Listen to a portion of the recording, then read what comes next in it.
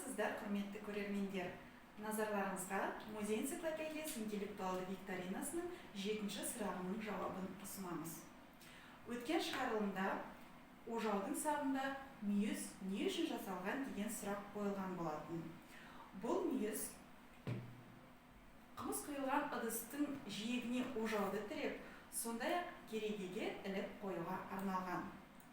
Ал сұраққа дұрыс жауап берген Instagram желісінде iJohnny 1112 және де Facebook желісінде Сырғаш Қайырбек есімді көрермендеріміз екен.